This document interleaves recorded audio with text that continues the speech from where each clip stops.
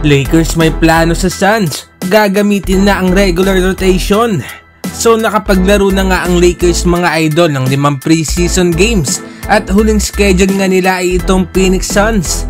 Excited nga mga Laker fans ngayong season dahil isa nga ang Lakers sa may mga malalalim nga na roster. Sa kabila nga ng pagiging excited ng mga fans ay meron pa ngang isang tanong ang hindi nga sinasagot ni Coach Darvin Ham. Yan nga mga idol ay kung sino nga ba ang kukumpleto sa starting 5 nila.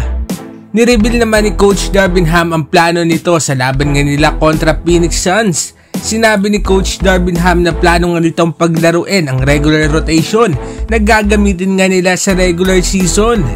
At good news nga mga idol dahil 3 quarters nga daw gagamitin ni Coach Darvin Ham ang rotation nga na ito kontra sa Phoenix Suns.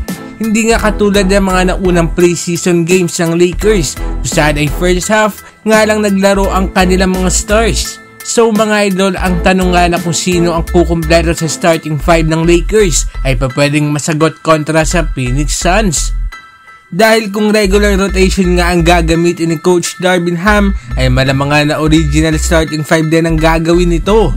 Isang player nga na maingay ngayon na makasama sa starting 5 ay itong si Taurean Prince. So far ay maganda nga ang nilalaro ni Prince sa preseason at siya nga ang maituturing na best shooter nga ngayon sa Los Angeles Lakers. Kung maglalaro nga sa Phoenix Suns ang kanilang Big 3 ay magiging magandang laban nga ito ang makikita nga natin sa Friday. At posibleng makita na nga rin natin ang tunay nga na potensyal ng kupunan. Anong masasabi ninyo dito mga idol? Manalo kaya ang Lakers sa Phoenix Suns o hindi?